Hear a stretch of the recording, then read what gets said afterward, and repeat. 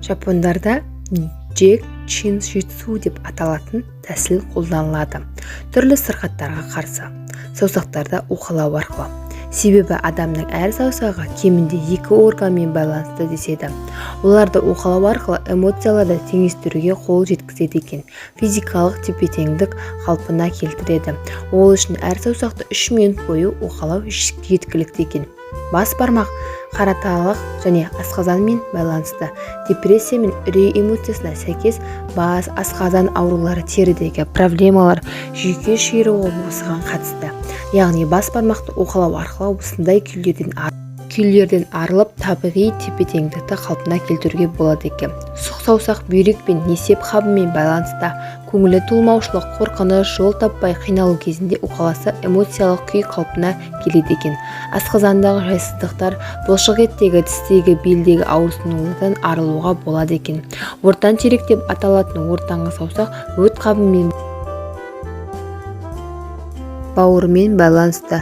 Түңілушілік, қорқыныш пен мұң қинағанда уқаласа көмегі бар деп жазады.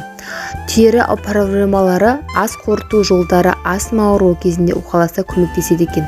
Шылдыршмек саусақ өкпемен, тоқ ішекпен байланысты болады екен.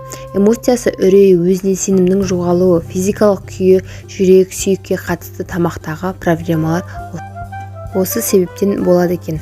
Шынашақ жүрек пен аш ішектегі күйлер, эмоциясы тырысушылық пен күш салу. Міне әрбір саусақтың ішкі ағзаға эмоциялық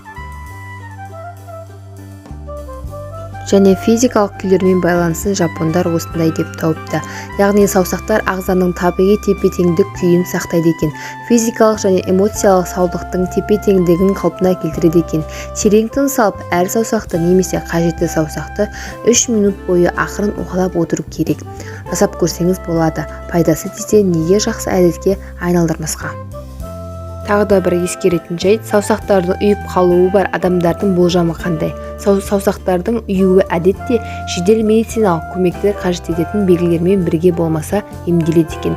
Демалу шамадан тыс жүктемені азайтуға көмектеседі.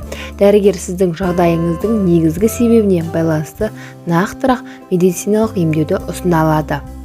Әдетте саусағыңыздың жансыздануын неғұрлым ерте емдесеңіз, симптомдардың тұрақты болуы ықтималдығы соғұрлым аз болады екен. Сіздің белгілеріңізді елемеу маңызды болады екен. Ақпарат ұнаса, лайк, комментарий жазып жақындарыңызбен бөлісуді ұмытпаңыз.